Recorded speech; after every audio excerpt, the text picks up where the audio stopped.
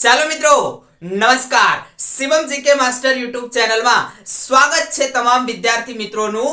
આજે મિત્રો આપણે બે ટોપિક પર થોડી ચર્ચા કરવી છે.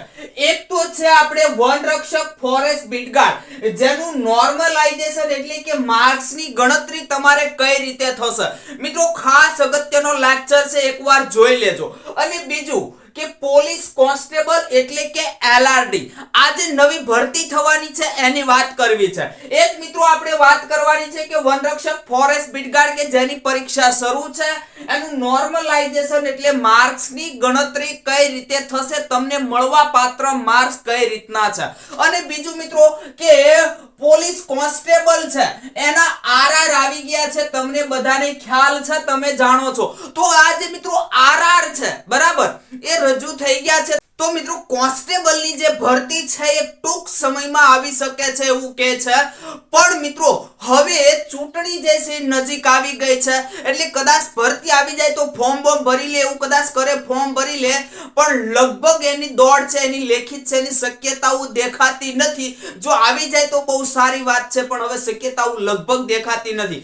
કદાચ જો ફોર્મ ભરવા હોય તો આ પોલીસ કોન્સ્ટેબલ એટલે કે એલઆરડી ના ફોર્મ ભરી શકશે બરાબર. તો મિત્રો અહીંયા ધ્યાન કરો. તો આપણે પહેલા બીજું સ્ટેપ સમજી લઈએ. હવે મિત્રો અત્યારે તમારે ફોરેસ્ટ બીટગાર્ડના જે વિદ્યાર્થી હતા, આપણે એને ખૂબ એટલે ખૂબ એને આપણે ઉપયોગી થયા છીએ એ લોકોને. મિત્રો આજે અત્યારે જે કાંઈ પરીક્ષા ચાલે છે એમાં મિત્રો આપણા પ્રશ્નો જોજો.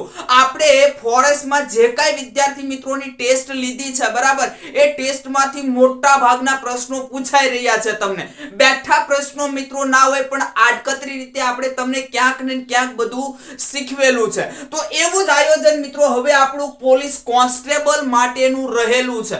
જે લોકો મારી સાથે વર્ષ દોઢ બે વર્ષથી જોડાયેલા છે એ વિદ્યાર્થી મિત્રોને બધાને ખ્યાલ છે બરાબર. હવે મિત્રો આ શરૂઆત કરતા પહેલા એક જ વસ્તુ કહેવા માંગીશ કે અમારે માત્ર તમારા સપોર્ટની જરૂર હોય. તમે અમને સપોર્ટ કરો. આમાં મિત્રો એવું હોય છે કે સપોર્ટ એટલે શું ભાઈ? સપોર્ટ એટલે એક જ વસ્તુ કે ભાઈ વધારેમાં વધારે તમારા મિત્રો જે છે એને જે કાંઈ આપણી ચેનલના વિડીયો આવે તમને સારા લાગે એને શેર કરો, જેથી કરીને મિત્રો બીજા જે તમારા મિત્રો છે એ પણ જોશે. અને એક ખાસ મિત્રો બધા જોઈ લો, આપણી ચેનલ જે લોકોએ સબસ્ક્રાઇબ કરેલી છે ઓલરેડી, એ સબસ્ક્રાઇબ કરેલી છે ખાસ જોઈ લો. બેલ આઇકન એનું આવે બરાબર, એ ઓન તો છે ને, જેથી કરીને તમને નોટિફિકેશન તો મળે છે ને, ખાસ જોઈ લેજો. હવે અગત્યનું, ખૂબ જ અગત્યનું આપણે તમારા માટે શરૂ થાય છે. બીજું મિત્રો, જો તમારે સબસ્ક્રાઇબ કરવાનું બાકી હોય તો સબસ્ક્રાઇબ કરવાનું ભૂલતા નહીં, તમારા મિત્રોને શેર કરવાનું ભૂલતા નહીં. અને મિત્રો એક લાઈક તો અવશ્ય બની જાય. લાઈક બને, કોમેન્ટ બને, તમને યોગ્ય લાગે એવી કોમેન્ટ કરવાની છે. ના મજા આવે તો નથી મજા આવી લેક્ચરમાં એવી કોમેન્ટ કરો. તમારી કોમેન્ટ આવે એટલે અમને એને એ પ્રમાણે ખ્યાલ આવે બરાબર. અને અમારો ઉત્સાહ, તમે ખાલી આમ થંબ મોકલી દીધો હોય તો અમારો ઉત્સાહ જે ભણાવવાનો હોય એ ડબલ થઈ જાય બરાબર. એટલે અવશ્ય એક કોમેન્ટ કરી દેવાની મિત્રો, લાઈક અવશ્ય કરી દેવાની.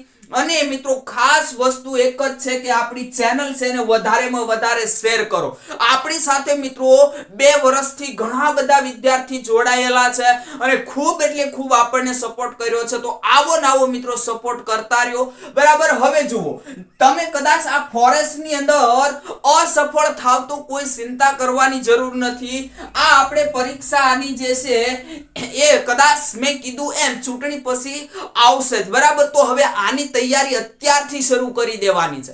આની રાહ જોવાના નથી. પોલીસ કોન્સ્ટેબલની ભરતી બહાર પાડી દેશે બરોબર, ફોર્મ કદાચ ભરી લેશે, પછી ગમે ત્યારે લેવાના છે. 1-2 વર્ષે તો લેવાના જ છે. એટલે તૈયારી અત્યારથી કરવી પડશે. અને અત્યારથી જો તૈયાર હશો તો ને તો જ એ વખતે પછી તમારે ડેમેજ મગજનું નહીં રહે. તો કેવું આપણું આયોજન છે ધ્યાન કરો. હવે ખાસ અગત્યનું, પોલીસ કોન્સ્ટેબલ માટે કેવું આપણું આયોજન છે, તો સંપૂર્ણ અભ્યાસક્રમ જે છે એ આપણે તમને YouTube ના માધ્યમથી ભણાવશું. YouTube પર સંપૂર્ણ અભ્યાસક્રમ, પોલીસ કોન્સ્ટેબલનો જે નવો અભ્યાસક્રમ આવ્યો છે એ સંપૂર્ણ અભ્યાસક્રમ આપણને તમને નવો અભ્યાસક્રમ YouTube ચેનલ પર ભણાવવાના છીએ.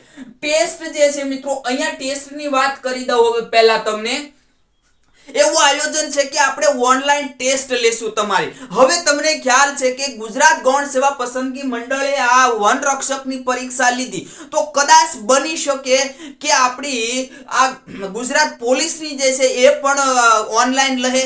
આ તો કદાચ બની શકે, બરાબર. હજી કેવું છે આયોજન કાંઈ છે નહીં, પણ આપણે મિત્રો ઓનલાઈન ટેસ્ટનું આયોજન અત્યારથી કરી દીધું છે, જેની અંદર નવા અભ્યાસક્રમ મુજબ મિત્રો આજે છે આપણે ટેસ્ટ લેવાના છીએ. ટેસ્ટ કઈ રીતે દેવાની છે? તો ઘરે બેઠા તમારે મોબાઈલની મદદથી ટેસ્ટ દેવાની છે, બરાબર. અને એમાં મિત્રો મહિનાની આપણે 2 ટેસ્ટનું અત્યારે આયોજન છે. મહિનાની 2 ટેસ્ટ, બરાબર. એની અંદર એક 1 તારીખે અને એક 15 તારીખે ટેસ્ટ જે છે એ તમને મળશે.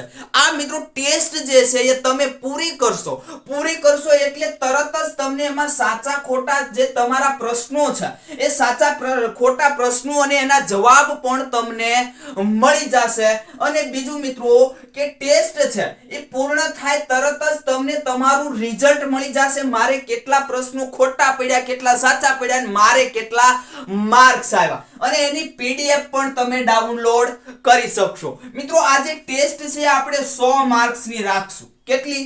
100 પ્રશ્નો હશે ને 100 માર્ક્સની ટેસ્ટ રાખશું, એટલે જે કાંઈ આપણો અભ્યાસક્રમ છે એ મુજબનું બધું થઈ જશે. અને મિત્રો મેં કીધું એમ ટેસ્ટનો સમય છે એ 1 અને 15 તારીખે ટેસ્ટ લેશું, જેની અંદર આપણે 1, 2 તારીખે તમે ટેસ્ટ આપી શકશો, અને બીજી ટેસ્ટ તમે 15 થી 16 તારીખે, અને બીજા જ દિવસે મિત્રો તમને શું મળશે? તો એનું ટેસ્ટનું વિડિયો સોલ્યુશન. એટલે કે 1 તારીખ અને 2 તારીખે તમારે ટેસ્ટ આપવાની, 3 તારીખે તમને એનું વિડિયો સોલ્યુશન મળી જશે. 15 અને 16 ટેસ્ટ આપવાની, 17 તારીખે તમને એનું વિડિયો સોલ્યુશન મળી જશે. એટલે તમને જે કાંઈ નથી આવડતા, નથી સમજાતા પ્રશ્નો એ અહીંયા તમને મળી જશે. આટલું આયોજન છે આપણું, બરાબર. તો મિત્રો આ કઈ રીતે તમે કરી શકશો? જૂના મિત્રો છે તો મારી આગળ છે જ બધાય, બરાબર. તો નવા જે કાંઈ વિદ્યાર્થી મિત્રો છે એને આ વિડીયો શેર કરો. અને બીજું મિત્રો ડિસ્ક્રિપ્શન બોક્સની અંદર હું એક ગ્રુપની લિંક તમને આપી દઉં છું, અને મોબાઈલ નંબર પણ આપી દઉં છું. જો તમને કદાચ ડિસ્ક્રિપ્શન બોક્સમાં ન જાવ તો હેલ્પલાઇન નંબર છે 97 37 91 18 90. આ હેલ્પલાઇન નંબર છે. આની ઉપર હાય લખીને મોકલજો એટલે હું તમને ગ્રુપની લિંક આપીશ. એની અંદર તમારે એડ થઈ જવાનું છે, જેથી કરીને આ તમે ટેસ્ટ આપી શકશો. એ ટેસ્ટ જે છે એ ગ્રુપની અંદર આવશે, અને આ જે ગ્રુપ છે એની લિંક ડિસ્ક્રિપ્શન બોક્સની અંદર પણ આપું છું, તો એમાંથી પણ તમે મિત્રો એડ થઈ શકશો ગ્રુપની અંદર, બરાબર. તો આ રીતે તમે ટેસ્ટ આપી શકશો, અને આ જે કાંઈ છે એનું તમે લાભ લઈ શકશો. આટલું છે પોલીસ કોન્સ્ટેબલ વિશે. મિત્રો આ લાભ લેવાનું ચૂકતા નહીં. વિડીયો જે છે તમારા મિત્રોને શેર કરવાનું ભૂલતા નહીં. અને મને જે કાંઈ આ વિદ્યાર્થી મિત્રો સપોર્ટ આવી રીતે કરી રહ્યા છે એ જ રીતે તમારે હજી સપોર્ટ કરતો રહેવાનો છે. હવે આપણે વાત કરી લઈએ, તમે રાહ જોઈ રહ્યા છો કે નોર્મલાઇઝેશન એટલે કે માર્ક્સની ગણતરી કઈ રીતે થશે. આપણે સામાન્ય રીતે કેવું હોય કે ભાઈ તમે 75 જે છે ટીક કર્યા, એટલે કે તમે આ 75 કુલ ટીક કર્યા, એમાંથી તમારે 70 સાચા પડ્યા, બરાબર. એમાંથી 70 સાચા પડ્યા તો તમારે માર્ક્સ કેટલા આવશે?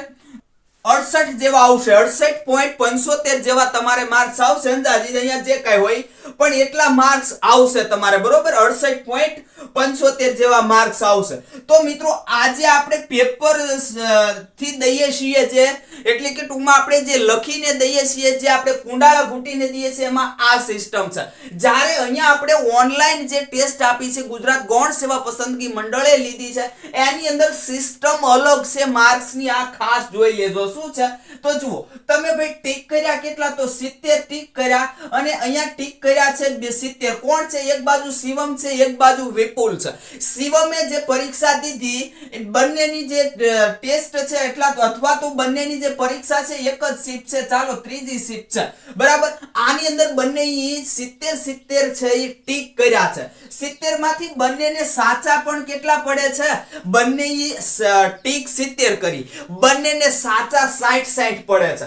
પછી મળેલા ગુણ જુઓ ને, તો આ શિવમ છે એને 50 માર્ક્સ મળે છે, અને જે આ વિપુલ છે એને 65 માર્ક્સ મળે છે. સાહેબ આવું કેમ, આ અન્યાય કેમ? બરાબર, આ અન્યાય નથી, પણ આની અંદર મિત્રો એ જ સમજાવવા માંગુ છું, આને જ નોર્મલાઇઝેશન કહેવાય. આને જ નોર્મલાઇઝેશન કહેવાય. આ નોર્મલાઇઝેશન એટલે શું? બંને ટીક સરખા કર્યા, બંનેને સાચા સરખા પડ્યા, એમ છતાં શિવમને ઓછા માર્ક્સ અને વિપુલને વધારે માર્ક્સ મળ્યા. તો એનું કારણ આ છે, સહેલા જે પ્રશ્નો હતા એ ખોટા કર્યા. કોણે? શિવમે જે સહેલા પ્રશ્નો હતા એ ખોટા કર્યા. કે ભાઈ પૂછી લીધું કે ગુજરાતનું હાલનું પાટનગર કયું? ગાંધીનગર. તો એ આમાં અમદાવાદ કરીને બેઠો. શિવમ શું કરીને બેઠો? અમદાવાદ કરીને બેઠો. જ્યારે વિપુલ છે એને ગાંધીનગર કરેલું હતું. બરાબર. હવે બીજી શરત એ છે કે આ વિપુલ છે એને અઘરા પ્રશ્નો હતા એને સાચા કર્યા. 10-10 બંનેમાં આવા હતા. તો શિવમે જે સહેલા પ્રશ્નો હતા એ સહેલાને કેવા કર્યા છે? સહેલાને ખોટા કર્યા છે. અને વિપુલ છે એને અઘરા પ્રશ્નો હતા, અઘરા, તો એને કેવા કર્યા છે?